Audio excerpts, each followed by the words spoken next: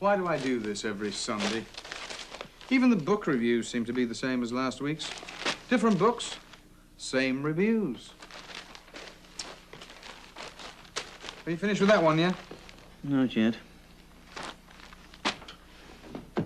I've just read 3 whole columns on the English novel. Half of it's in French. Do the Sunday papers make you feel ignorant? Not half. That's because you are ignorant. You're just a peasant. What about you? You're not a peasant, are you? What's that? I said, do the papers make you feel you're not so brilliant after all? Oh, I haven't read them yet. I didn't ask you that. I said, do they make you feel Leave inferior? alone. She's busy. Well, she can talk, can't she? You can talk, can't you? You can express an opinion. Or does the white woman's burden make it impossible to think? I'm sorry, I wasn't listening properly. Oh, you bet you weren't listening. Old Porter talks and everyone turns over and goes to sleep. Mrs. Porter gets them all going with the first yawn. Leave her alone, I said. All right, dear. Go back to sleep. It was only me talking. Remember talking. I'm sorry! Stop yelling. I'm trying to read. Now, why'd you bother? You can't understand a word of it. You're too ignorant. Yes, I'm uneducated. Now, shut up, will you? You should get my wife to explain it to you. She's educated. Aren't you, my dear? Oh, leave her alone, I said. Hey! Do that again, you Welsh ruffian. I'll pull your ears off. Now, listen, I'm trying to better myself. Let me get on with it, you big horrible man. Come on, give Give it to him, Jimmy, for heaven's sake. I can't think. Come on, Jimmy, give me that paper. She can't think. Can't think. She hasn't had a thought for years, have you? No.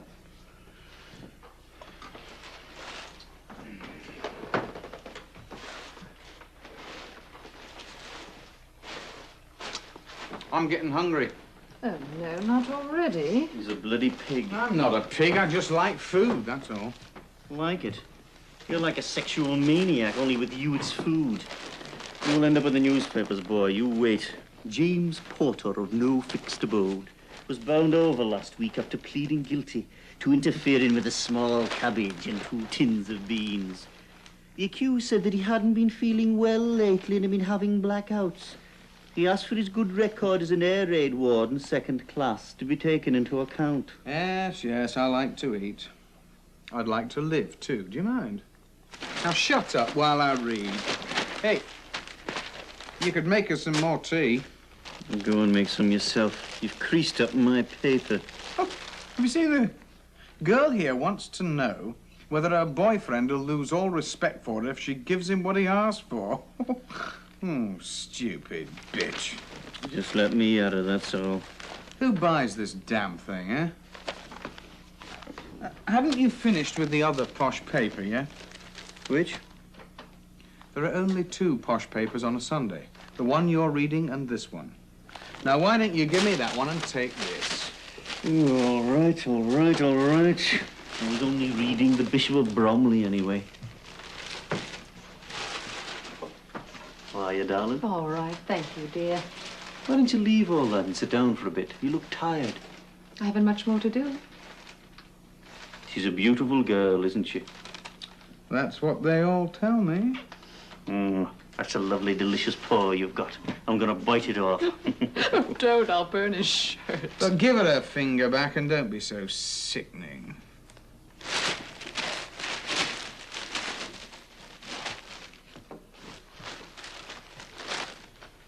What's the Bishop of Bromley say?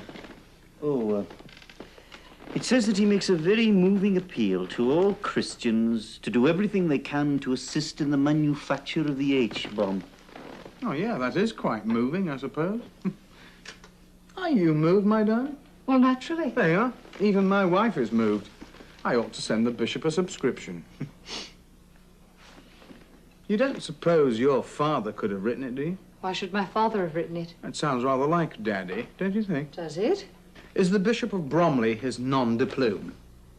Take no notice of him. He's being offensive, and it's so easy for him.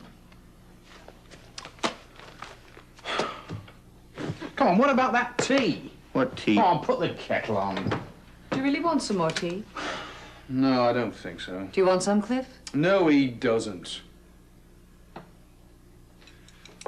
Are you going to be much longer doing this? Won't be long. God, how I hate Sundays. It's always so depressing. Well, we never seem to get any further, do we? Always the same ritual. Reading the papers, drinking tea, ironing. A few more hours, another week gone. Our youth is slipping away, do you know that? What's that? Nothing. Nothing. Damn you. Damn both of you. Oh, heavens, how I long for a little ordinary human enthusiasm. Just enthusiasm, that's all. I want to hear a warm, thrilling voice cry out, "Hallelujah! Hallelujah, I'm alive." I have an idea. Why don't we have a little game? Let's pretend we're human beings and that we're actually alive, eh? Well, what do you say? Let's pretend we're human. Oh, brother, it's such a long time since I was with anybody who got enthusiastic about anything. What the devil have you done to these trousers? Done? Are those the trousers you wore at the weekend? Have you seen what he's done to these new trousers? You are naughty, Cliff. They look dreadful. You spend good money on a pair of trousers, then you sprawl about in them like a savage. What are you going to do when I'm not around to look after you? Tell me. What are you going to do? I don't know. What am I going to do, lovely? You'd better take them off. Yeah, take them off and I'll kick you behind for you. I'll give them a press. I've got the iron on. All right, all right, all right. I'll just empty out the pockets first. Oh, yeah, pass me those matches, would you? You're not going to light up that old pipe again, are you? It stinks the place out, and doesn't it smell awful? I don't mind it. I've got used to it. Oh, she's a great one for getting used to things. If she were to die and wake up in paradise, after the first 5 minutes, she'd have got used to it. Thanks a lot, lovely. Give us a cigarette, will you? Don't give him one. I can't stand the stink of that old pipe any longer. I must have a cigarette. All right, they're your ulcers. Have a bellyache if that's what you want. I give up. You know, I'm sick of doing things for people, and all for what? Oh, well, perhaps there's a concert on. Let's see. Oh, yes, there's a Vaughan Williams. Well, that's something, anyway. Something strong, something simple, something English. I suppose people like me aren't supposed to be very patriotic. Somebody said, what was it? We get our cooking from Paris. Hey, that's a laugh. Our politics from Moscow and our morals from Port Said. Who was it? You wouldn't know anyway. You know, I hate to admit it, but I think I can understand how her daddy must have felt when he got back from India after all those years away. The old Edwardian Brigade. They do make their brief little world look pretty tempting. All homemade cakes and croquet. Always the same picture. High summer, long hot days in the sun, slim volumes of verse, crisp linen, the smell of starch. What a romantic picture. Phony too, of course. It must have rained sometimes. Still, if you've no world of your own, it's rather pleasant to regret the passing of someone else's. I must say, it's pretty dreary living in the American age. Unless you're an American, of course. Perhaps all our children will be Americans. Well, that's a thought, isn't it? Hmm? I said, that's a thought. Oh, you did? You sit there like a lump of dough. I thought you were going to make some more tea. Well, go and make some yourself. What time's that concert on? I feel so sleepy. I don't feel like standing behind that stinking old sweet stall again tomorrow. Why don't you go in your own and let me sleep in? Because I've got to be at the factory first thing to buy some more stock, so you'll have to put it up on your own. Another 5 minutes. Is your friend Webster coming over tonight? He might drop by. You know what he is. God, I hope he doesn't. I don't think I can take Webster tonight. I thought you said he was the only person who spoke your language. So he does. Different dialect, but the same language. I like him. He's got drive, edge, bite. Enthusiasm. Yeah, you've got it. He's the only one of your friends who's worth tuppence anyway. I'm surprised you get on with him. So's he, I think. He's not only got guts, but sensitivity as well. Now, that's about the rarest combination I can think of. None of your other friends have got either. Jimmy, please don't go on. Your friends. Now there's a shower for you. Dry up. Let her get on with my trousers. Oh, don't think I could provoke her. Nothing I could say or do would provoke her. Not even if I were to drop dead. Then drop dead. They're either militant, like her mummy and daddy, militant, arrogant, and full of malice, or vague. She's somewhere between the two. Why don't you listen to that concert of yours? That bloody droning on gives me a funny feeling down my spine. Shit. Oh, that hurt, you rotten sadist. Why don't you kick his head in for him, huh? Have you ever seen her brother, Brother Nigel? The straight-back, chinless wonder from Sandhurst. I only met him once myself. He asked me to step outside when I told his mother she was evil-minded. And did you? Certainly not. He's a big chap. Well, you never heard so many well-bred commonplaces coming from beneath the same bowler hat. The platitude from out of space. That's Brother Nigel.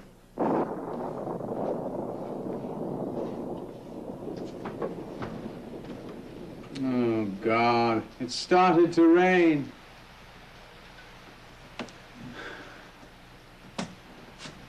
That's all it needs, this room and the rain.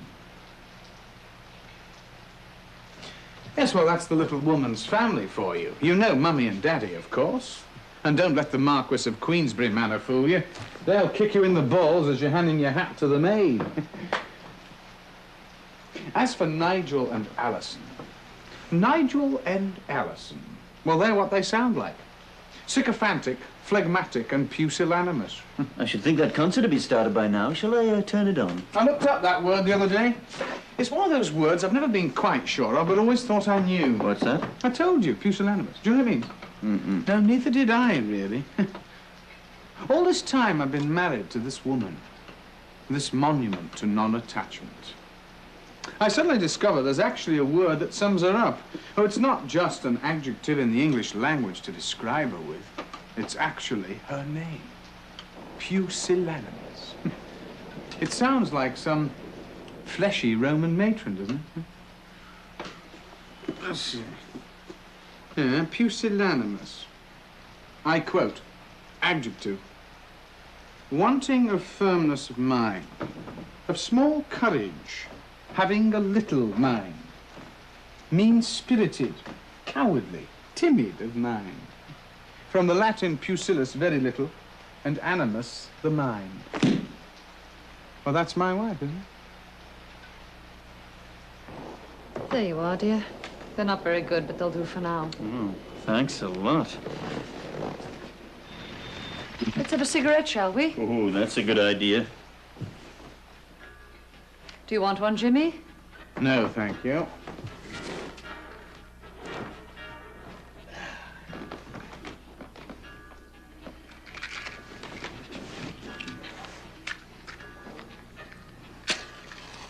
I'm trying to listen. Do you mind?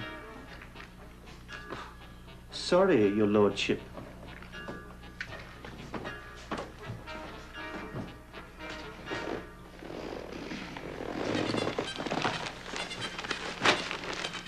Do you have to make all that racket? Sorry. It's quite a simple thing, you know, turning a page. Really? Anyway, that's my paper. Come on, don't be so mean. Obtainable at any newsagents. Now shut up, for God's sake.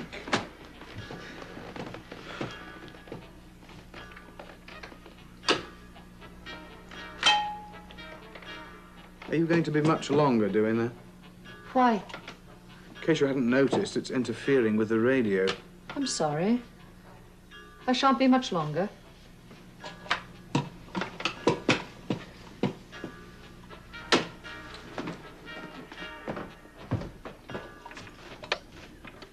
Well, what did you do that for? I just wanted to listen to the concert, that's all. Well, what's stopping you? Everybody's making such a din. That's what's stopping me. Well, I'm very sorry. I can't just stop everything because you want to listen to music. Oh? Why not? Really, Jimmy, you're like a child. Don't you try and patronize me. Have you ever noticed how noisy women are? Have you? The way they scuff up the floor simply walking over it. Or have you watched them sitting in front of their dressing tables, dropping their weapons, banging down their bits of boxes and brushes and lipsticks? I've watched her doing it night after night. When you see a woman in front of her bedroom mirror, you realize what a refined sort of butcher she is. Hey, did you ever see some dirty old Arab sticking his fingers into some mess of lamb fat and gristle? Hey, she's just like that. Well, thank God they don't have many women surgeons. Those primitive hands would have your guts out in no time. Flip. Out they'd come like the powder out of its box. Flop. Back it goes like the powder puff on the table. Oh, stop it. Oh, she'll drop your guts like hair clips and fluff all over the floor. You've got to be fundamentally insensitive to be as noisy and as clumsy as that. I had a flat underneath a couple of girls once. You heard every damn thing those bastards did all day and all night. The most simple, everyday actions were a sort of assault course on your sensibilities. I used to plead with them. I even got to screaming the most ingenious obscenities I could think of up the stairs at them. But nothing would move them.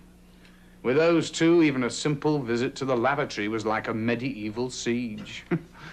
Oh, I expect they're still at it, slamming their doors, stomping their high heels, banging their irons and their saucepans, the eternal flaming racket of the female.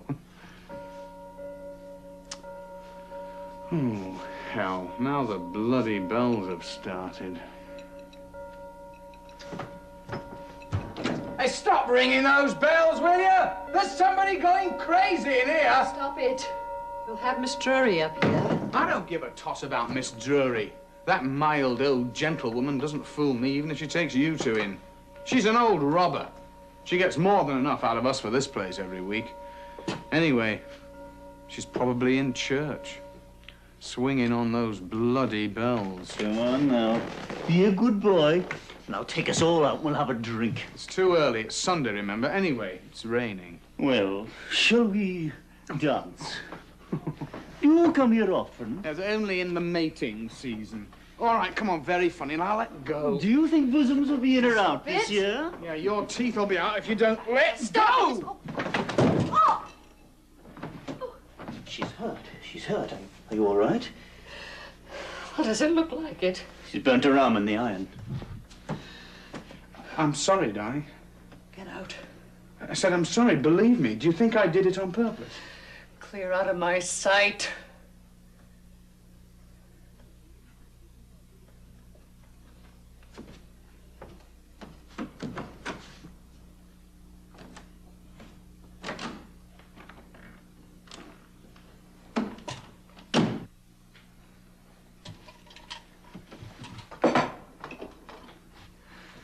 Come on. Come on, off you get. Come and sit down. Come on.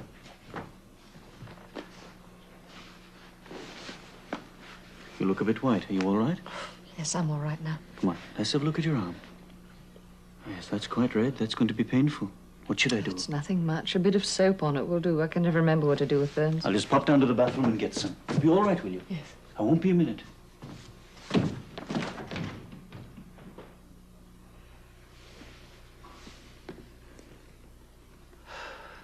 Oh, God.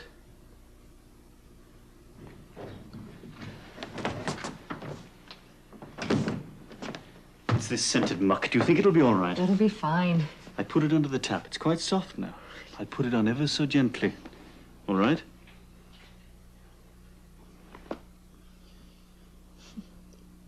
You're a brave girl. I don't feel very brave. I really don't, Cliff. I don't think I can take much more. I think I feel rather sick. It's all over now. There. Would you like me to get you something? Come on. Don't upset yourself, lovely. Where is he? In my room. What's he doing? I don't know. Is that better?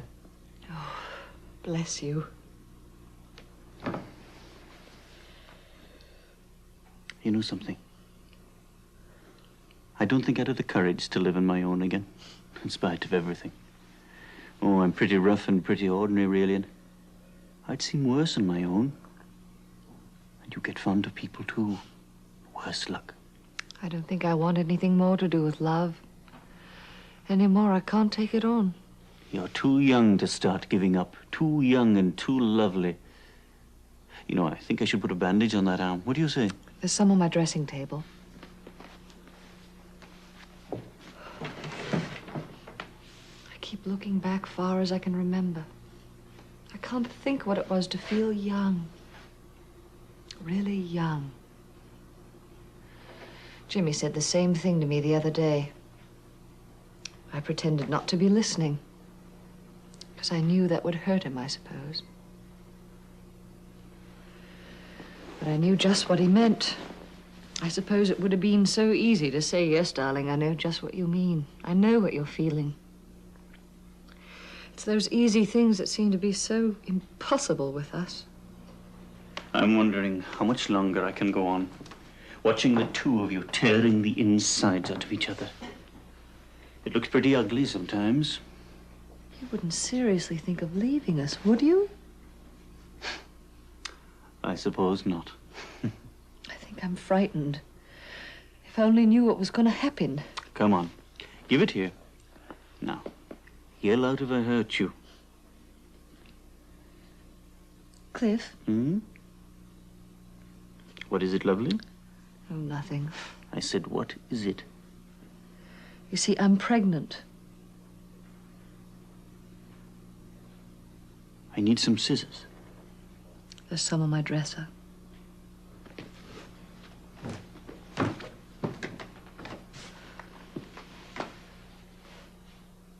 Well, that is something, isn't it? When did you find this out? A few days ago. It was a bit of a shock. I dare say. After 3 years of married life, I have to get caught out now. Well, none of us is infallible, I suppose. It's always been out of the question. But with this place and no money and... oh, everything. He's resented it, I know. What can you do? You mean to say that you haven't told him yet? Not yet. What are you going to do? I've no idea. Is that too tight? That's fine. Thank you.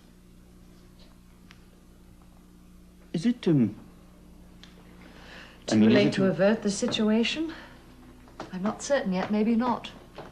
If not, there won't be any problem, will there? And if it is too late, why don't you tell him now? After all, he does love you. You don't need me to tell you that. Can't you see? He'll suspect my motives at once. He never stops telling himself that I know how vulnerable he is. Tonight it might be all right. We'd make love. But later we'd both lie awake, watching for the light to come through the little window and dreading it. In the morning he'd feel hoaxed, as if I were trying to kill him in the worst way of all.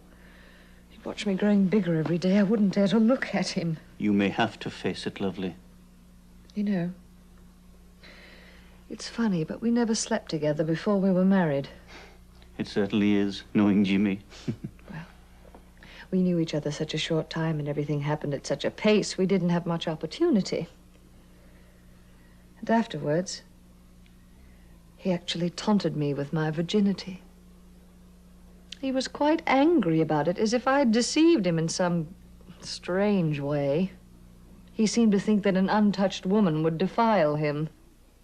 I've never heard you talking like this about him before. He would be quite pleased. Yes, he would.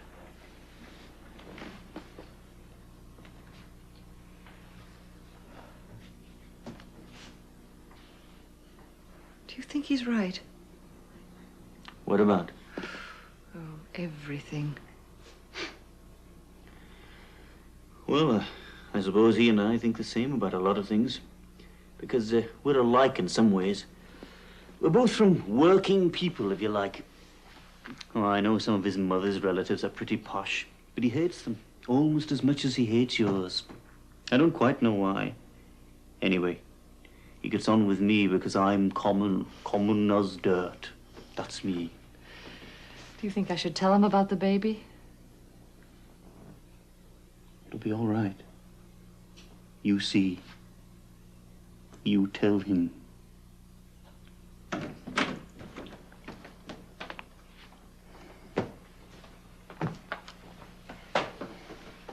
you are, you old devil. Where have you been? You know damn well where I've been. How's your arm? Fine, it wasn't anything. She's beautiful, isn't she? Why don't you both just get into bed and have done with it? No, I think he means that. Yes, I do. I can't concentrate with you two standing there like that. Oh, he's just an old Puritan at heart. Maybe I am at that. Anyway, you both look pretty silly, slobbering over each other. Well, I think she's beautiful, and so do you, only you're too much of a pig to say so. You're just a sexy little Welshman, and you know it. Have you got a cigarette? I'll have a look. He just looks like a little mouse, doesn't he? I mean, he really looks like one. Look at those ears and that face. It's because he is a mouse. Eek, eek, I'm a mouse. Yeah, a randy little mouse. I'm a mouse, I'm a mouse, I'm a randy little mouse. What's that? That's a Maoris dance. Oh, what? A Maoris dance, that's a modest dance, strictly for mice. Hey, you stink. You really do. Do you know As that? bad as you do, you rotten old bear. You're one mean, rotten old bear, that's what you are. Get off my foot, you whimsy little half-wit. I'll cut off your great, slimy, nasty tail, get off. I've run out of cigarettes. Hey, go on. Go and get some more cigarettes and stop playing the fool. Oh, all right, all right. The shop on the corner will be open. Okay. Don't forget. Get the hell out of here. Hey, Shorty, What is it now? why don't you make a nice pot of tea? I'll kill you first.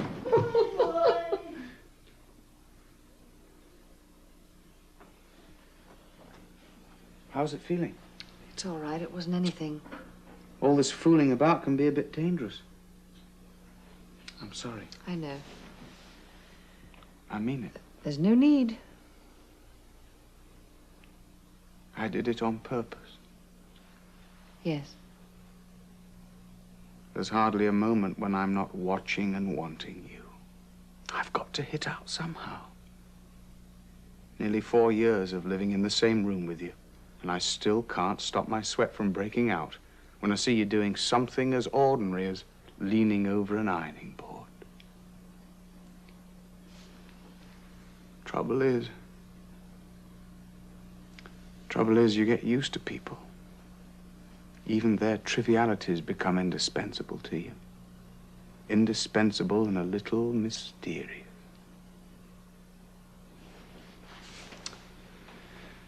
I think I must have a lot of old stock in me.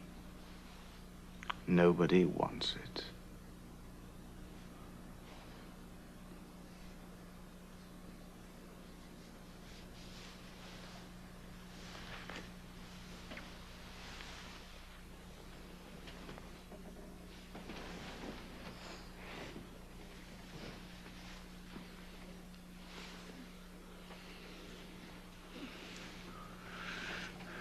What do you want to do tonight?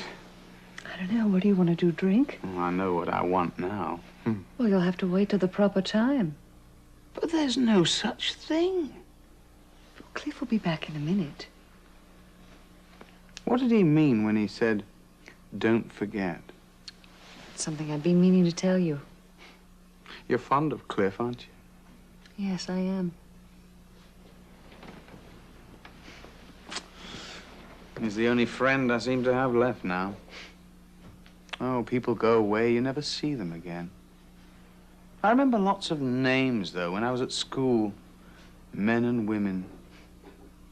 Watson, Roberts, Davis. Jenny, Madeline, Hugh. There's always Hugh's mum, of course. I'd almost forgotten her. She's been good to us, if you like. You know, she's so fond of you. I could never understand why you're so distant with her. Jimmy, please don't. You're very beautiful. A beautiful, great-eyed squirrel. Hoarding, nut-munching squirrel with a glistening ostrich feather for a tail. How I envy you. Well, you're a jolly super bear, too. A super marvelous bear. Bears and squirrels are marvelous. Marvelous and beautiful. What the hell's that? It's the dance squirrels do when they're happy.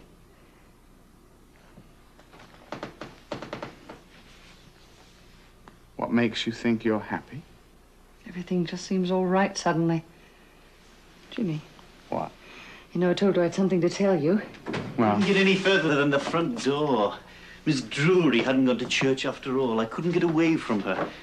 There's someone on the phone for you. On the phone? Who on earth could it be? Helena something. Helena Charles. That's it. Thank you, Cliff. I won't be a moment. You will. I thought you were going to make me a pot of tea, you rotter. What's the matter, boy? That bitch. Who? Helena Charles. Who is she? One of her old school friends and one of my natural enemies. You're sitting in my chair. Where are we going for a drink? I don't know. Well, you were all for it earlier on. What could she want? I mean, what would make her ring up? It can't be for anything pleasant. A few moments ago, things didn't seem so bad either. You know, I've just about had enough of this expensive spirit lark as far as women are concerned. Wouldn't you say that was her private property? Yeah, you're quite right. But you know something? Living night and day with another human being has made me predatory and suspicious. When she goes out, I go through everything. Trunks, drawers, bookcases, cases, the lot. Why? To see if I can find something of me somewhere. A reference to me. I want to know whether I'm being betrayed. You look for trouble, don't you? Yeah, simply because I'm pretty certain of finding it. Oh, look at this. Oh, I'm such a fool. This is happening every 5 minutes of the day. She gets letters from her mummy. Letters in which I'm not mentioned at all. Because my name is just a dirty word. What does she do? She sends long letters back to Mummy and doesn't mention me at all because I'm just a dirty word to her, too. Well, what do your friend want? She's at the station. She's coming over. Oh, I see. She said, can I come over? And you said, well, my husband, Jimmy, if you'll forgive me using such a dirty word, oh, he'll be delighted to see you. He'll kick your face in. She's playing with her company at the Hippodrome this week, and she's got no digs. She can't find anywhere to stay. That I don't believe. So I told her she could come here until she fixes something else. Miss Drury's got a spare room downstairs. Why don't we have her up here? Did you tell her to bring her armor? Because she's going to need it. Why don't you shut up, please? My dear wife, you've got so much to learn. I only hope that someday you learn it. If just something could happen to you to wake you out of that beauty sleep. If you could have a child and it would die. No, let it grow. Let a recognizable human face emerge from that little mass of India rubber and wrinkles. And please, if only I could watch you face that. Perhaps you might even become a recognizable human being yourself. But I doubt it.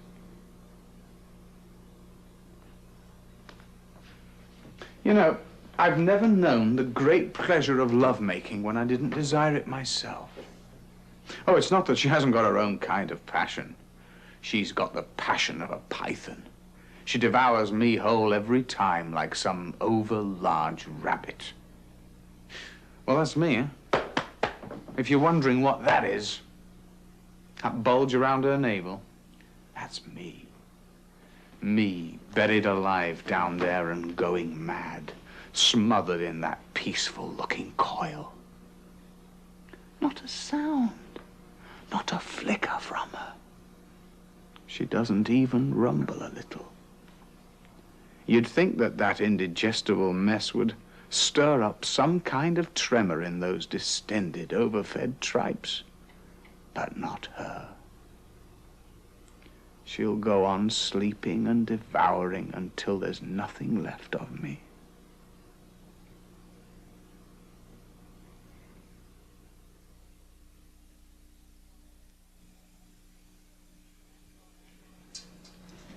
Did you manage all right? Of course. It's been wonderful having someone to help. Another woman, I mean. Oh, I'm enjoying it. Although I don't think I shall ever get used to going down to the bathroom every time I want some water for something. It is primitive, isn't it? Yes, it is, rather. Now, looking after one man is really enough. But two is rather an undertaking. Cliff looks after himself, more or less. In fact, he helps me quite a lot. Can't say I'd noticed it. You've been doing it instead, I suppose. I see. Everything seems very different now with you here. Does it? Yes. I was on my own before. So you're not sorry you asked me to stay? Of course not.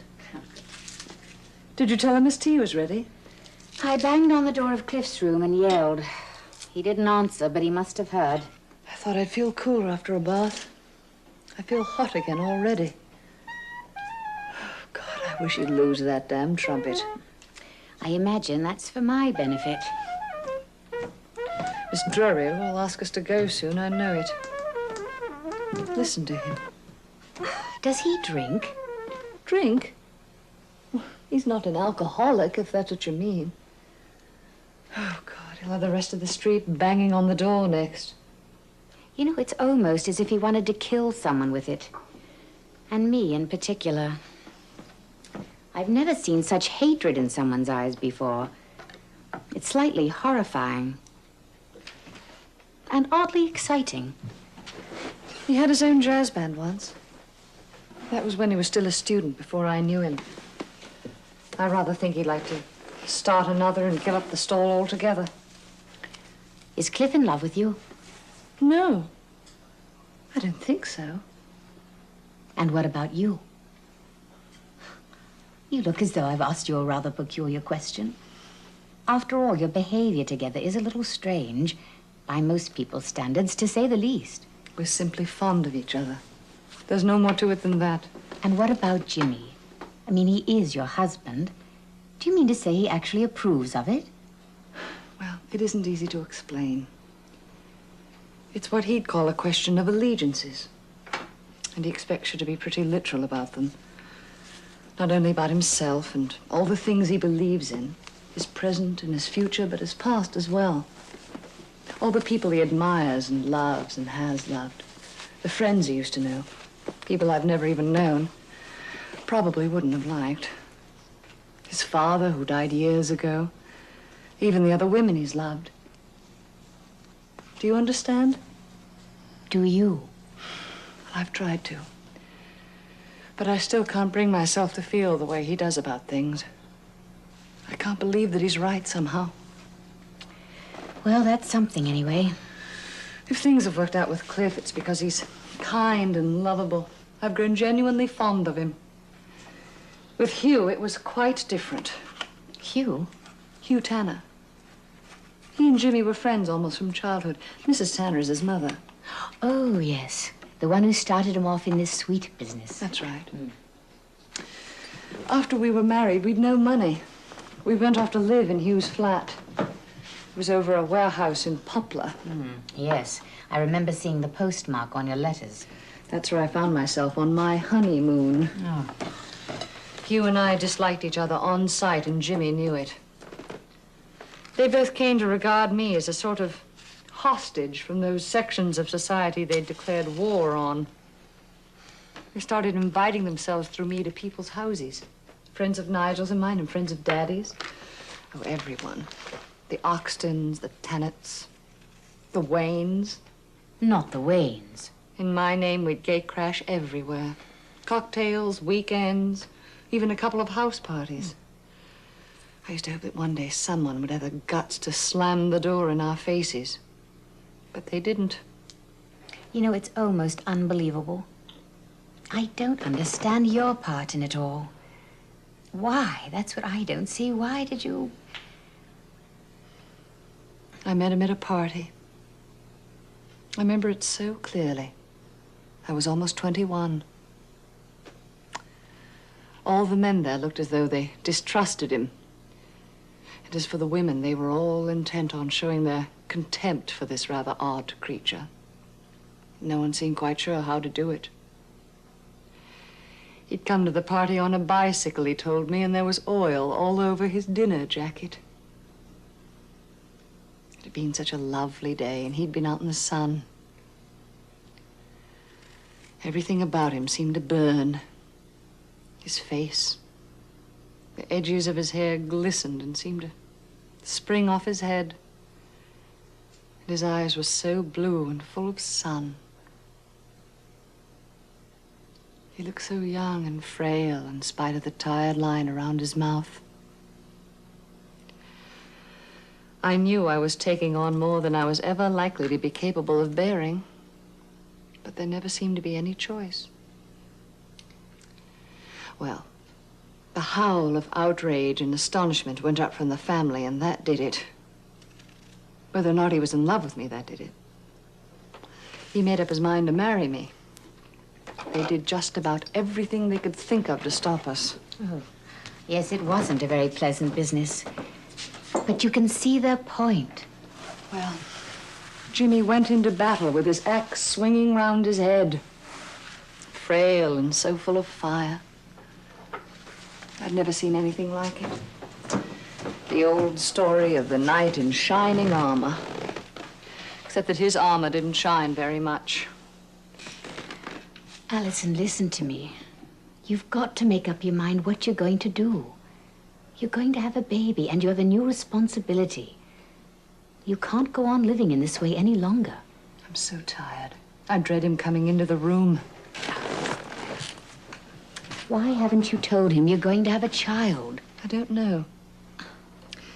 Oh, it's his, all right. There couldn't be any doubt about that. You see, I've never really wanted anyone else. Listen, darling, you've got to tell him. Either he learns to behave like anyone else and looks after you, or you must get out of this madhouse. This menagerie. He doesn't seem to know what love or anything else means. You see that bear and that squirrel? Mm-hmm. Well, that's him and that's me. Meaning? The game we play. Bears and squirrels, squirrels and bears. That's him and that's me. I didn't realize he was a bit fey as well as everything else. There is nothing fey about Jimmy. It's just all we seem to have left. Or had left. Even bears and squirrels seem to have gone their own ways now. It was the one way of escaping from everything. We could become little furry creatures with little furry brains. Full of dumb, uncomplicated affection for each other. Playful, careless creatures in their own cozy little zoo for two. A silly symphony for people who couldn't bear the pain of being human beings any longer. Now even they are dead. Poor little silly animals. Going out? That's right. On a Sunday evening in this town? Where on earth are you going? I'm going out with Helena. That's not a direction, that's an affliction. I didn't ask you what was the matter with you. I asked you where you were going. She's going to church. She's doing what?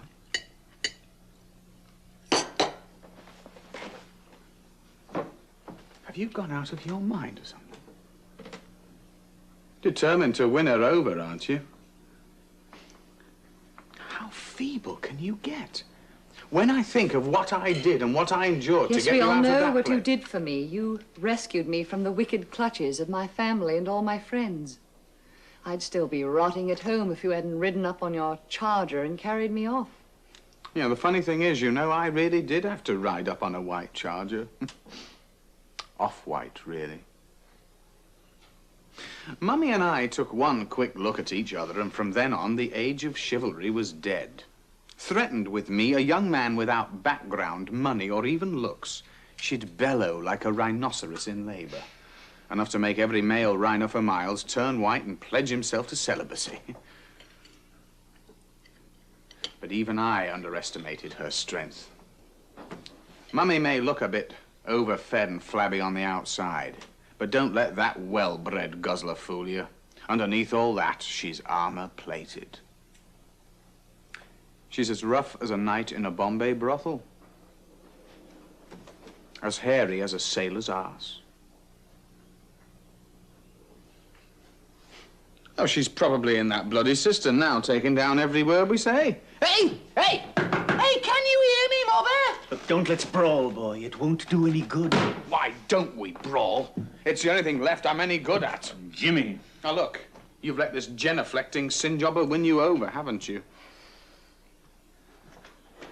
She's got you back, hasn't she? Oh, for heaven's sake, don't be such a bully. You've no right to talk about her mother like that. I've got every right. That old bitch ought to be dead. Well, aren't I right? I said she's an old bitch and she ought to be dead. Look, what's the matter with you? Why don't you leap to her defense? Jimmy, don't. If somebody said something like that about me, she'd react soon enough. She'd spring into her well-known lethargy and say nothing. I say she ought to be dead. My God, those worms will need a good dose of salts the day they get through her. Oh, what a bellyache you've got coming to you, my little wormy ones. Alison's mother's on the way. She will pass away, my friends, leaving a trail of worms gasping for laxatives behind her, from purgatives to purgatory. Is anything the matter? Look, she simply said that she's going to church with me. I don't see why that calls for this incredible outburst. Oh, don't you? Well, perhaps you're not as clever as I thought. You think the world's treated you pretty badly, don't you? Oh, don't try and take his suffering away from him. He'd be lost without it. Don't you think we've had enough of the heavy villain? Yeah, the last time she was in church was when she was married to me. I expect that surprises you, doesn't it? It was expediency, pure and simple. We were in a hurry, you see. Yes, we were actually in a hurry, lusting for the slaughter. Well, the local registrar was a particular pal of Daddy's, and we knew he'd spill the beans to the colonel like a shot. So we had to seek out some local vicar who didn't know him quite so well. But that was no use. When my best man, a chap I'd met in the pub that morning, and I turned up, Mummy and Daddy were in the church already. They'd found out at the last moment and had come to watch the execution carried out. How I remembered looking down at them, full of beer for breakfast and feeling a bit buzzed. Mummy was slumped over a pew in a heap. The noble female rhino poleaxed at last. And Daddy sat beside her, upright and unafraid, dreaming of his days among the Indian princes and unable to believe he'd left his horsewhip at home. Just the two of them in that empty church. Them and me. Well, I can't remember what happened after that. We must have been married, I suppose. I think I remember being sick in the vestry. Was I? Haven't you finished? I'll tell you a simple truth about her. She's a cow. I wouldn't mind that so much. She seems to have become a sacred cow as well. You've gone too far, Jimmy boy. Dry up. Oh, let him go on. Oh, I suppose you're going over to her side as well, eh? Well, go on, why don't you? You see, I know Helena and her kind so very well. Oh, they're a romantic lot. They spend their time mostly looking forward to the past. She moved long ago into the cozy cottage of the soul, cut right off from the ugly problems of the 20th century altogether. She'd rather go down to the ecstatic little shed at the bottom of the garden to relieve her sense of guilt. Our Helena is full of ecstatic wind. Aren't you? It's a pity you've been so far away all this time. I'd probably have slapped your face. Helena, have you ever watched somebody die? Oh, really? Don't move away. That doesn't look dignified enough for you. If you come any nearer, I will slap your face. Well, I hope you won't think that for one moment that I'm a gentleman. Oh, I'm not very likely to do that. I've got no public school scruples about hitting girls. If you slap my face, by God, I'll lay you out. You probably would. You're the type. You bet I'm the type. I'm the type that actually detests physical violence, which is why if I find some woman trying to cash in on what she thinks is my defenseless chivalry by lashing out with her frail little fists, I'll lash right back at her. Is that meant to be subtle or just plain Irish? I think you and I will understand one another all right. But you haven't answered my question. I said, have you ever watched somebody die? No, I haven't. Anyone who's never watched somebody die is suffering from a pretty bad case of virginity. For 12 months, I watched my father dying when I was 10 years old. He'd come back from the war in Spain, you see, and a certain God-fearing gentleman there had made such a mess of him he didn't have long to live. Everybody knew it. Even I knew it. But you see, I was the only one who cared. Well, we all of us waited for him to die. Well, the family sent him a check every month and hoped he'd get on with it quietly without too much vulgar fuss. But I was the only one who cared. Every time I sat on the edge of his bed to listen to him talking or reading to me, I had to fight back my tears. After 12 months, I was a veteran. He would talk to me for hours, pouring out all that was left of his life to one lonely, bewildered little boy who could barely understand half of what he said. And all he could feel was the bitterness and the despair, the sweet, sickly smell of a dying man. So you see, I knew at a very early age what it was to be angry. Angry and helpless. I can never forget it.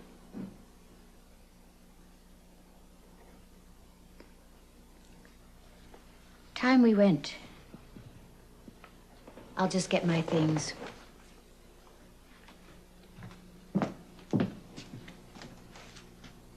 I won't be long.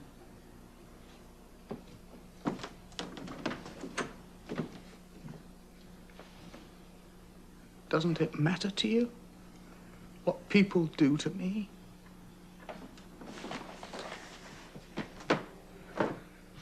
What are you trying to do to me? You Judas. Phlegm.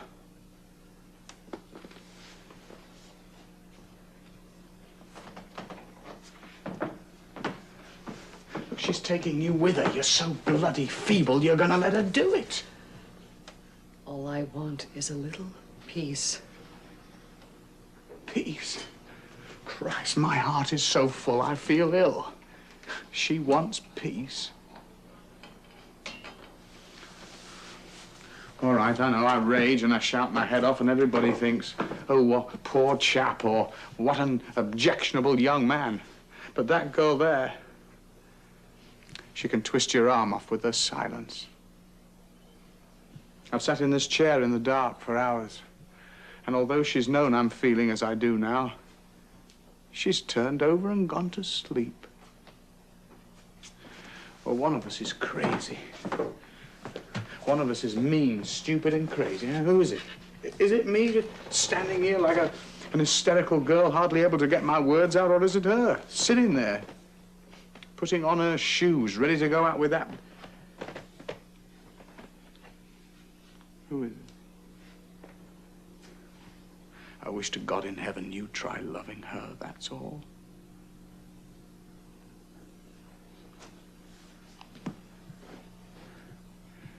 Perhaps one day you may want to come back. I shall wait for that day. I want to stand up in your tears, splash about in them and sing. I want to be there when you grovel. I want to be there. I want to watch it. I want the front seat. I want to see your face rubbed in the mud. That's all I can hope for now. There isn't anything else I want any longer. Jimmy, there's a phone call for you.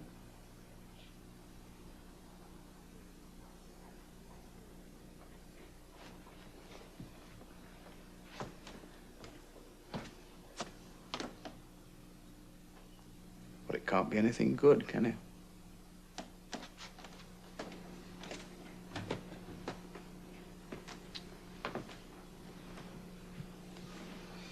Already? Yes, I think so. You feel all right, don't you? What's he been raving about now? Oh, what does it matter? When I think of what you'll be going through in a few months' time, and all for him, it's as if you've done him wrong.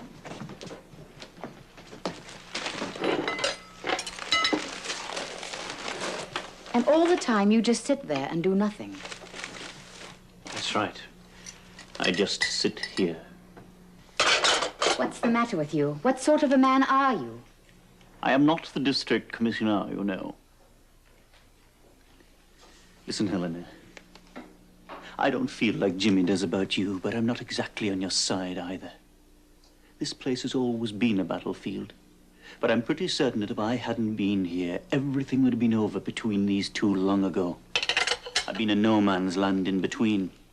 But of course, where I come from, we're used to brawling and excitement. Perhaps I even enjoy being in the thick of it.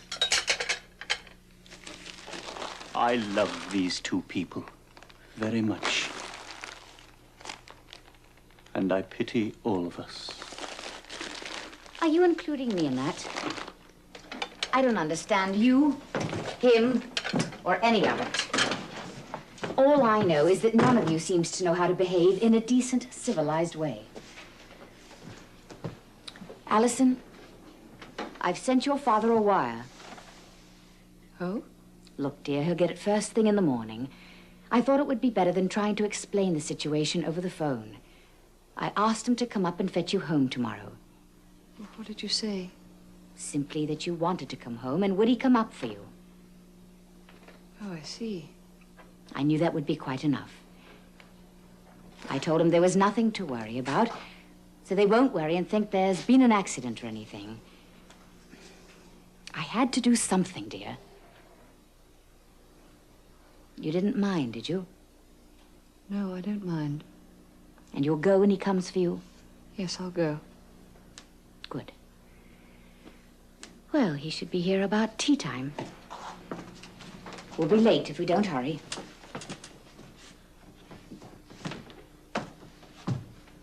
All right, boy?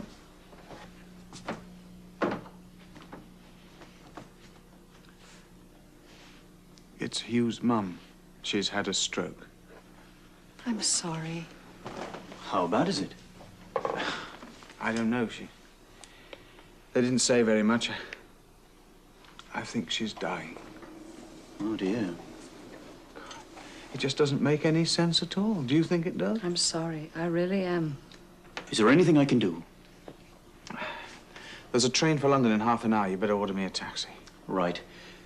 Do you want me to come with you, boy? No, thanks. No, it's not your place to go. You hardly knew her. She may not even know me, for all I know. Okay.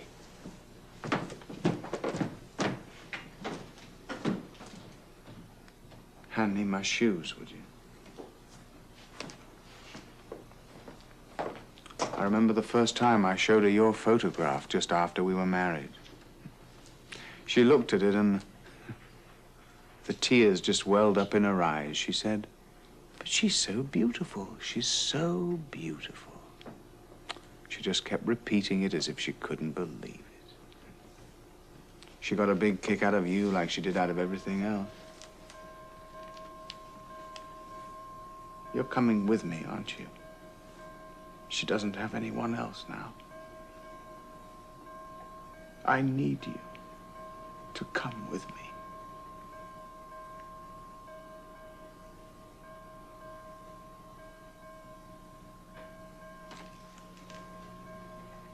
Let's go.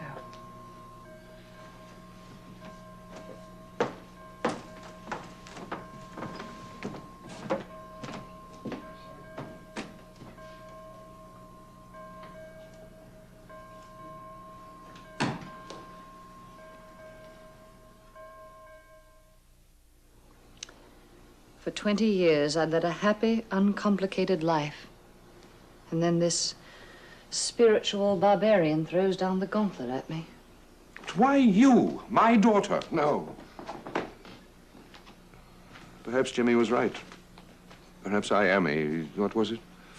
An old plant left over from the Edwardian wilderness, and I can't understand why the sun isn't shining anymore. Oh, I knew things had changed, of course. People told you all the time the way it was going. Going to the dogs, as the blimps are supposed to say. But it seemed very unreal to me out there. The England I remembered was the one I'd left half a lifetime ago. And I was happy to go on remembering it that way. Besides, I had the Maharaja's army to keep me busy. That was my world, and I loved it. All of it. Only it could have gone on forever. Those long, cool evenings up in the hills, everything purple and golden. Your mother and I were so happy then. It seemed as though we had everything we could ever want. I think the last day the sun shone was when that dirty little train steamed out of that crowded, suffocating Indian station, and the battalion band played for all it was worth. I knew in my heart it was all over then. Everything.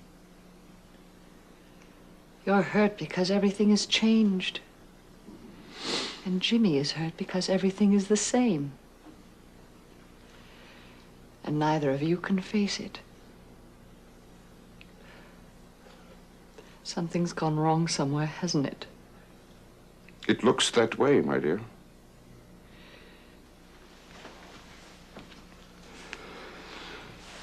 Allison, this is a big step you're taking. You've made up your mind to come back with me. Is that really what you want? Oh, I'm sorry. I came in to see if I could help you pack, Allison. Oh, you look as though you're finished. Already? Have you got everything? Well, no, but Cliff can send the rest on later, I expect. Well, I'd better put these in the car, then. What about your case, Helena? If you care to tell me where it is, I'll take it down with these. Oh, I'm afraid I shan't be coming tonight. You're not coming with us? I'd like to, but I've an appointment tomorrow in Birmingham about a job. They just sent me a script. It's rather important, and I don't want to miss it. So it looks as though I shall have to stay here tonight. Oh, I see. Hello, Cliff. Hello there. Daddy, this is Cliff. How do you do, Cliff? How do you do, sir? Well, I'd better put these in the car, hadn't I? I'll just see you out. Don't be long, Allison. Goodbye, Cliff. Goodbye, sir. I expect we shall be seeing you again soon if you're not busy, Helena. Oh, yes, I shall be back in a day or two. So, you're really going then? Really going? I should think Jimmy will be back pretty soon. You won't wait. No, Cliff. Who's going to tell him?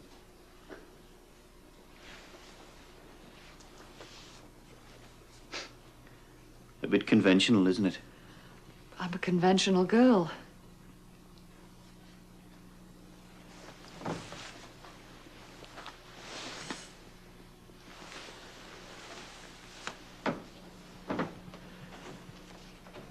The old place is going to be pretty cockeyed now, you know that. Please, Cliff. I'll write to you later. Goodbye, lovely. Look after him. We'll keep the old nut house going somehow.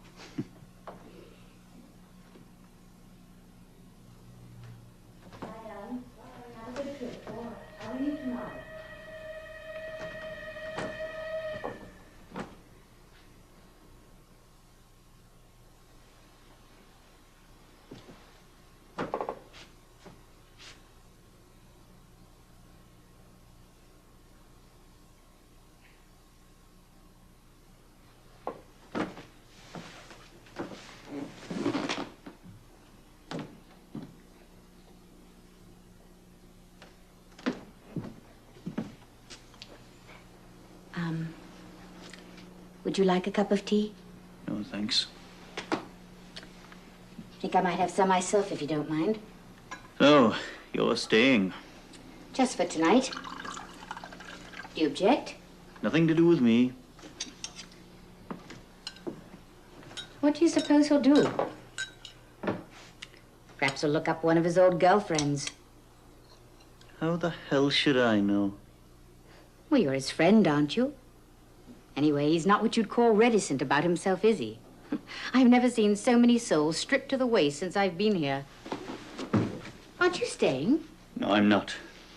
There was a train in from London about 5 minutes ago, and just in case he was on it, I'm going out. But don't you think you ought to be here when he comes? I've had a hard day. And I don't think I want to see anyone hurt until I've had something to eat first. And perhaps a few drinks as well. I think I might pick up some nice, pleasant little tart and sneak her in past old Miss Drury. Here.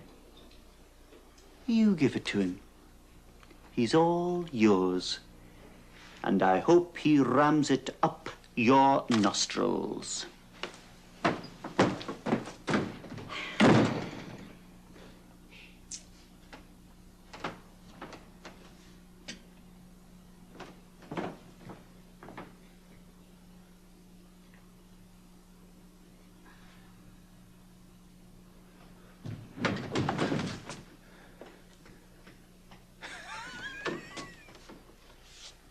That old bastard nearly ran me over in his car. If he'd have killed me, that really would have been ironical. How right and fitting that my wife should have been a passenger. Well, what's the matter with everybody? Cliff pretended not to see me. Oh, it's one of those, is it?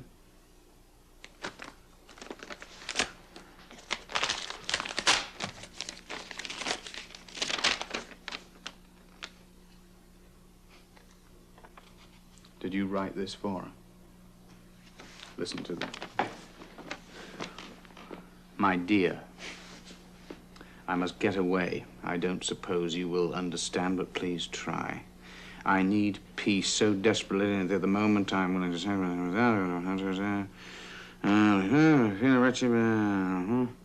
I shall always have a deep, loving need of you.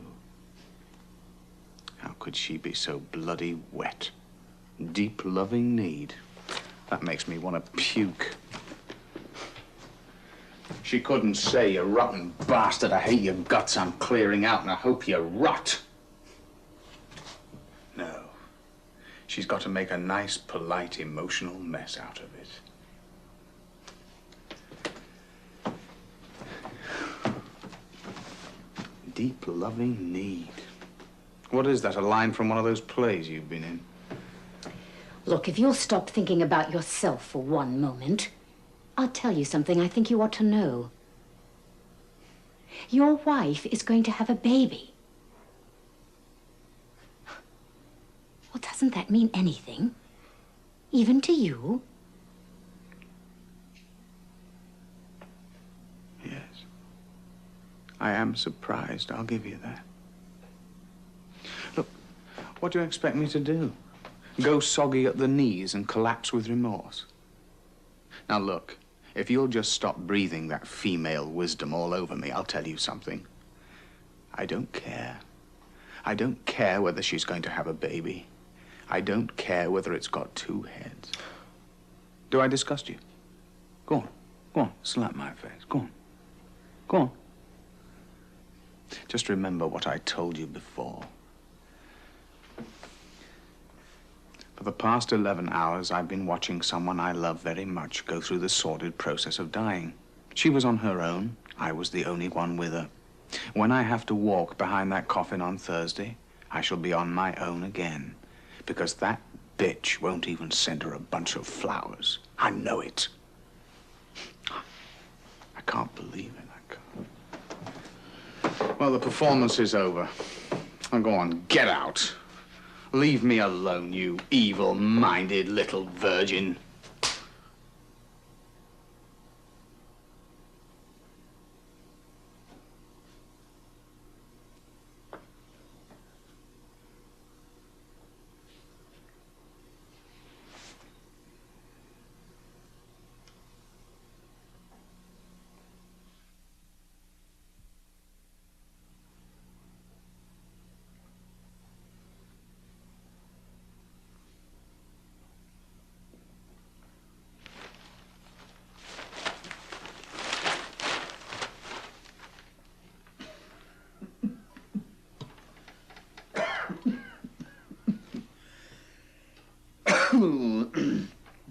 That stinking old pipe.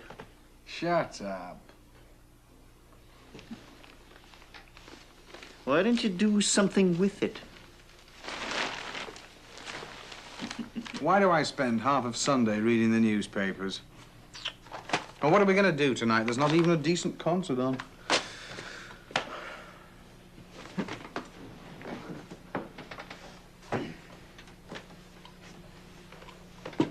Are you going to church? No, I don't think so. Unless you want to. Do I detect a growing satanic glint in her eyes lately? Do you think it's living in sin with me that does it? Do you feel very sinful, my dear? Do you? Do you feel sin crawling out of your ears like stored up wax or something? Are you wondering whether I'm joking or not? Perhaps I ought to wear a red nose and a funny hat. I'm just curious, that's all.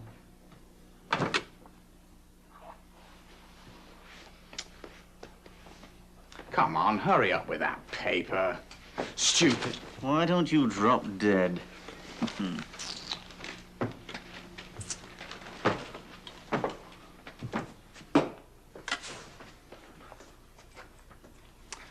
Are you going to be much longer with it? Nearly finished.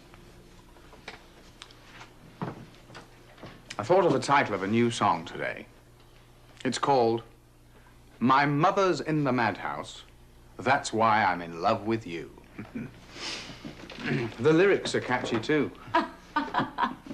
I thought we could work it into the act. Ooh, good idea. I was thinking we'd scrap Jock and Day and call ourselves something else. And Jocund Day stands tiptoe on the misty mountaintops. Oh, very good. Oh. But it's too intellectual. Oh. No, what we need is something bright and snappy. I know. What about T.S. Eliot and Pam? Melody and madness. Bringing strips and quips for you.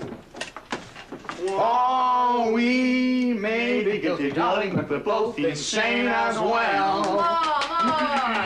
Ladies and gentlemen, as I was on my way to the theater tonight, I was passing through the stage door. A man comes up to me and he says... I say. Have you seen nobody? Have I seen who? Have you seen nobody? Of course I haven't seen nobody. Kindly leave the stage. Ladies and gentlemen, a little recitation entitled, She Said She Was Called Little Gidding, but she was more like a gelding iron. Thank you. Are you quite sure you haven't seen nobody? Are you still here? I'm looking for nobody. Well, will you kindly go away? Can't you see I'm trying to entertain these ladies and gentlemen? Well, I can't find nobody anywhere, and I'm supposed to give them this case.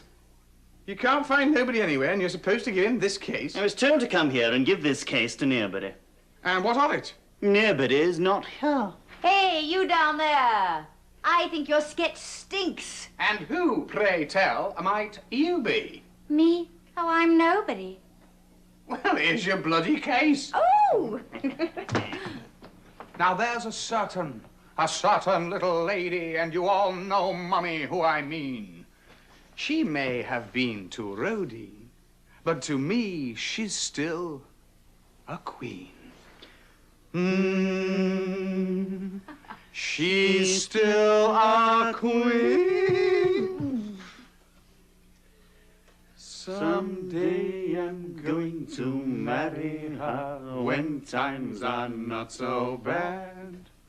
Her mother doesn't care for me, so we'll have to ask her dad to be. We'll build our little home for two and have some quiet menage. We'll send our kids to public school and live on bread and marge. Don't be afraid to sleep with your sweetheart just because she's better than you. The forgotten middle classes may have fallen on their noses, but a girl who's too blue will have something less for you. The angels up above will know that we're in love. So don't be afraid to sleep with your sweetheart Just because she's better than you, they call me Sydney. Just because she's better than, cause she's better than, cause she's better than you. No. All right, all right. All right. God, you idiot. That's the second time he's trodden on my ankle. Hey, go on, go and make some more tea. Oh, shut up. Go and make some tea yourself. I told you. Hey! Come on. Oh, you hooligan, you savage, you For really once to are. read the bloody papers on Sunday. Get off. Leave off. Now stop. He's ripping my shirt. Now, leave off. What do you want Go to away. wear a shirt No, for? Lee. Stop A it. character like you. Go away. It's the only clean shirt I've got, and it's filthy. Look at it. Look. Oh, dear, yes, it is. He's stronger than he looks. Yeah, if you like, take it off now and I'll wash it through for you. It'll be dry by the time we want to go out. What's the matter, Cliff? It's all right. Go on, give it to her and quit moaning. Okay.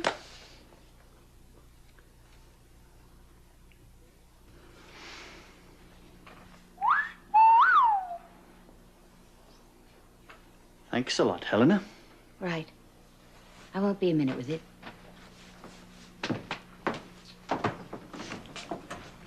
You look like Marlon Brando or something. Really?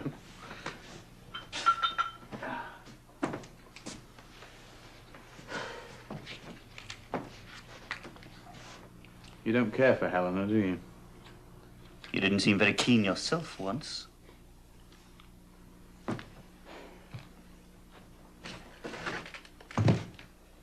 It's not the same, is it, boy? Of course it's not the same, you idiot. It never is. Today's meal is always different from yesterday's. And the last woman isn't the same as the one before. If you can't accept that, my dear boy, you're going to be pretty unhappy. Jimmy, I don't think I shall stay here much longer. Oh? Why not? Oh, I don't know, you know. I just thought of trying somewhere different. Oh, the sweet stall's all right, but I thought I'd like to try something else. You see, you're highly educated and it suits you, but I need something a bit better. All right, my dear boy, well, that's your business, not mine. And another thing, you know, I think Helena finds it rather a lot of work to do with two chaps about the place. And if there was just the two of you, it'd be a lot easier. And anyway, I think I should find some girl who'll just look after me. That's not a bad idea.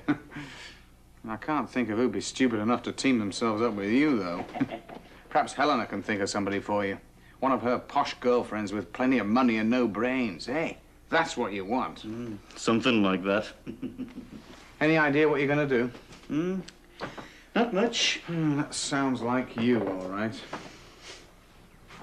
I shouldn't think you'll last 5 minutes without me to explain the score to you. I don't suppose so. I seem to spend my life saying goodbye.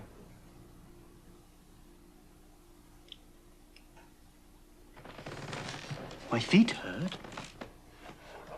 Try washing your socks. It's a funny thing, you know. You've been a generous, loyal, good friend to me. I'm quite prepared to see you just wander off. And all because of something I want from that girl downstairs. Something I know in my heart she's incapable of giving. You're worth half a dozen Helenas to me or anyone. If you were in my place, you'd do the same thing, right? Right? Why? Why do we let these women bleed us to death? Have you ever had a letter and on it is franked, "Please give your blood generously"? The Postmaster General does that on behalf of all the women of the world. I suppose people of our generation aren't able to die for good causes any longer. We had all that done for us in the 30s and 40s. There aren't any good, brave causes left.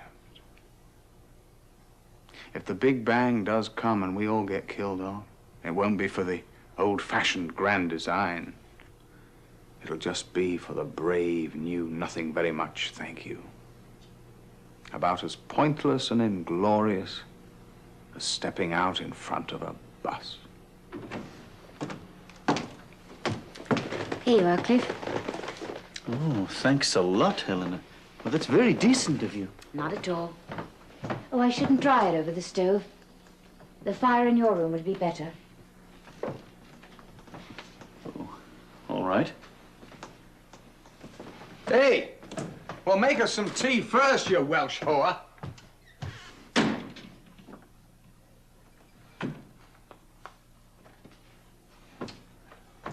Darling?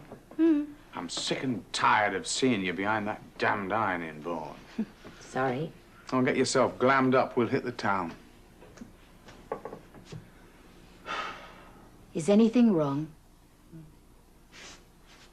Don't frown like that. You look like the presiding magistrate. How should I look? As if your heart stirred a little when you looked at me. Oh, it does that all right.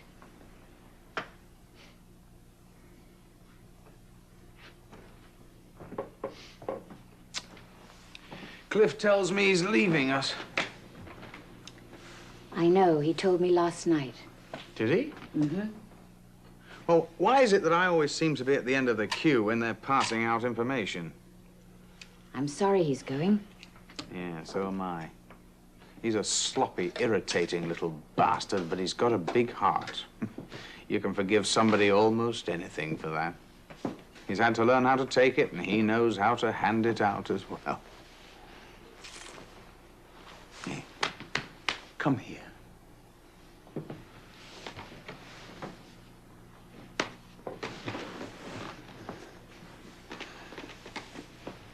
Right from that very first night, you've always put your hand out to me first, haven't you? As if you expected nothing or worse than nothing and didn't care. You made a good enemy, didn't you? What they call a worthy opponent. But then when people put down their weapons, it doesn't mean they've necessarily stopped fighting.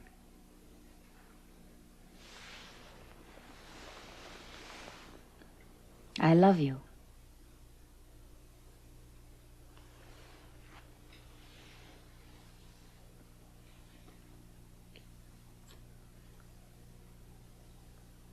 Yeah.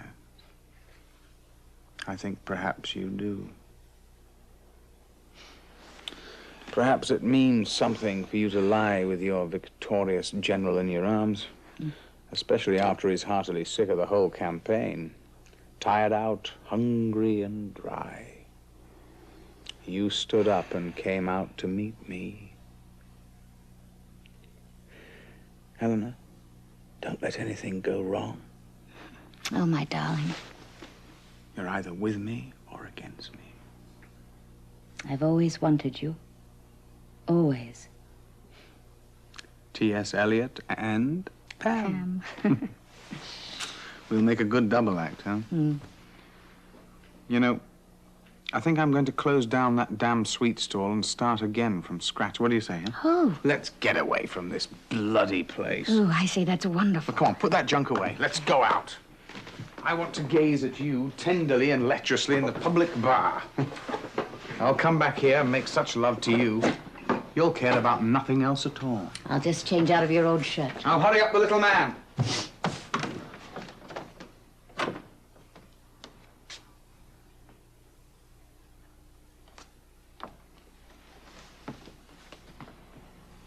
Hello. Friend of yours to see you.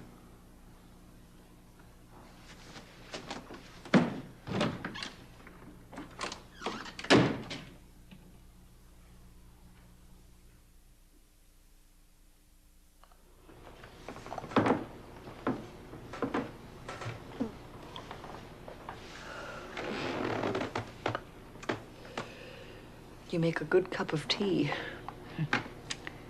Something Jimmy taught me. Oh, why am I here? You must all wish me 1,000 miles away. I don't wish anything of the kind. You're his wife. Whatever I have done, I've never been able to forget that. You have all the rights. Don't make me feel like a blackmailer, please. I didn't come here in order to gain anything. You must believe that. Oh, I believe it all right. That's why everything seems more wrong and terrible than ever. You didn't even reproach me. I feel so ashamed. You talk as though he was something you'd swindled me out of. And you talk as if he were a book or something that you pass around to anyone who happens to want it for 5 minutes. What's the matter with you?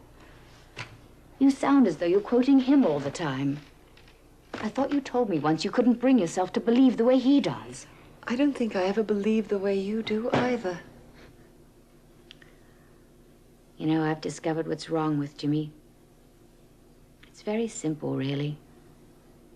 He was born out of his time. Yes, I know. There's no place for people like that any longer.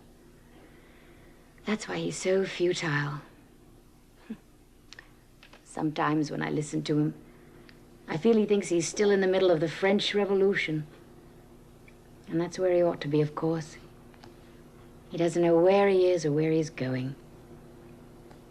We seem to have had this conversation before. Allison, it's all over between Jimmy and me. I can see it now. I've got to get out. He wants one world and I want another. And lying in that bed won't ever change it. Helena. Oh, I'm not stepping aside to let you come back. You can do what you like. Frankly, I think you'd be a fool. But that's your own business. I think I've given you enough advice. But he'll have no one. Oh, my dear, he'll find somebody. He'll probably hold court here like one of the Renaissance popes. Oh, I know. I'm throwing the book of rules at you, as you call it. But believe me, you're never going to be happy without it. I tried throwing it away all these months, but I know now it just doesn't work. When you came in at that door, ill and tired and hurt, it was all over for me. You see, I didn't know about the baby. It was such a shock. It's like a judgment on all of us. You saw me and I had to tell you what happened. I lost the child, that's a simple fact. But there is no blame. There is no judgment. Maybe not, but I feel it just the same. Don't you see, that isn't logical. No, it isn't. But I know it's right. Maybe you're not the right one for him. We're neither of us right. Why doesn't he stop that damn noise? He wants something quite different from us. What it is exactly, I don't know.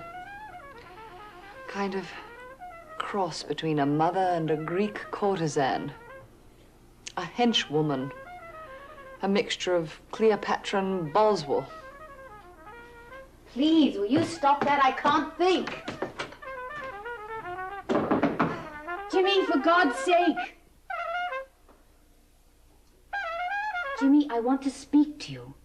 Is your friend still with you? Oh, don't be an idiot and come in here. He doesn't want to see me. Stay where you are. It won't be very pleasant, but I've made up my mind to go, and I've got to tell him.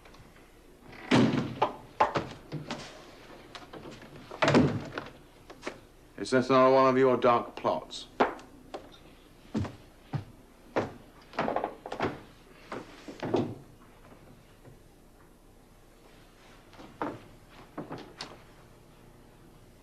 Hadn't she better sit down? She looks a bit ghastly. I'm so sorry, dear. Would you like some more tea or an aspirin or something?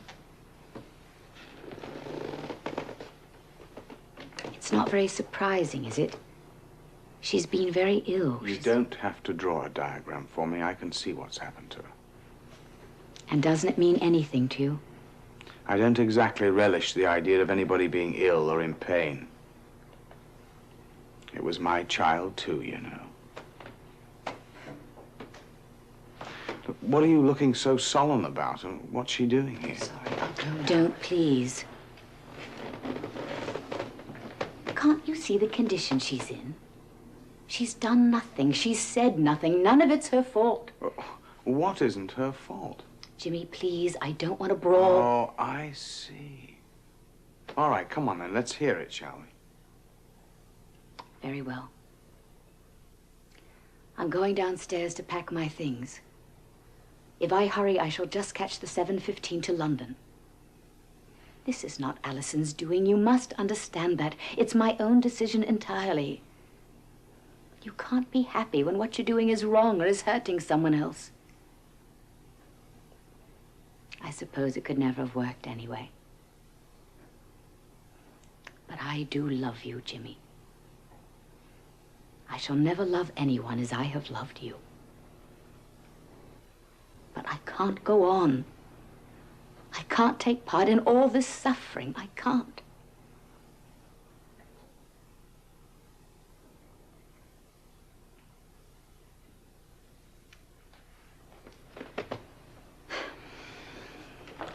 There's about half an hour. I'll just make it. They all want to escape from the pain of being alive. Most of all, from love. You know, I always knew something like this would turn up. Some problem. And it would be too much for those delicate hothouse feelings of yours. Well, it's no good trying to fool yourself about love. You can't fall into it like a soft job without dirtying up your hands. It takes muscle and guts. If you can't bear the thought of dirtying up your nice clean soul, you'd better forget the whole idea of life and become a saint. Because you're not going to make it as a human being. It's either this world or the next.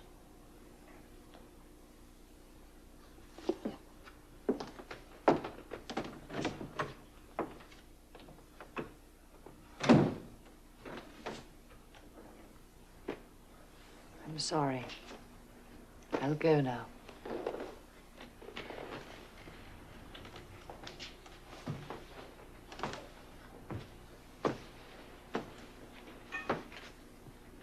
You never even sent any flowers to the funeral. Not a little bunch of flowers. You had to deny me that too, didn't you? The injustice of it is almost perfect. The wrong people going hungry, the wrong people being loved, the wrong people dying.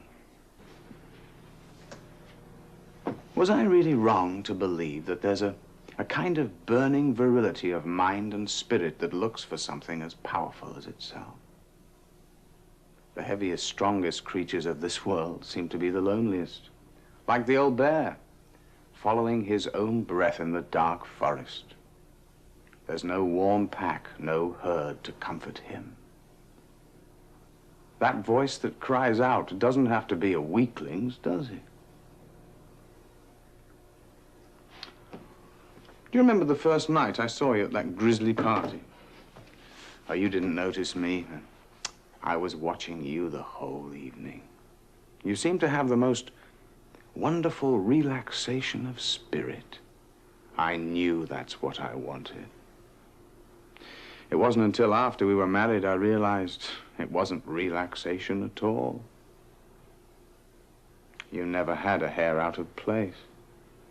Not a bead of sweat anywhere. I may be a lost cause. I thought if you loved me, it needn't matter. It doesn't matter. I was wrong. I don't want to be neutral. I don't want to be a saint. I want to be a lost cause. I want to be corrupt and futile. Don't you understand? It's gone. That helpless human being inside my body. I thought it was so safe and secure in there. Nothing could take it from me. All I wanted was to die. I didn't know it could be like that. I never knew it could be like that. I was in pain, and all I could think of was you and what I'd lost. I thought if only he could see me now, so stupid and ugly and ridiculous. This is what he's been longing for me to feel. This is what he wants to splash about in. I'm in the fire and I'm burning and all I want is to die. It's cost him his child, but what does that matter? It's what he wants me to feel. Oh. Don't you understand? I'm in the mud at last. I'm groveling. I'm crawling. Oh, God.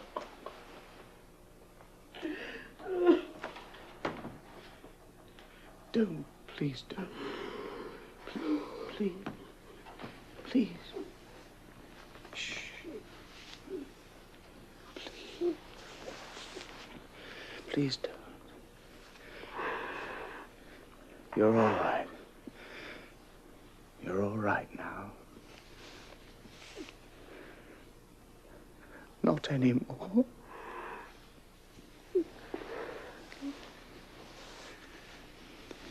We'll be together in our bear's cave and our squirrel's tray. And we'll live on honey and nuts. Lots and lots of nuts. And we'll sing songs about ourselves. About warm trees and lying in the sun. And you'll keep those big eyes on my fur and help to keep my claws in order. Because I'm a bit of a sloppy, scruffy sort of bear.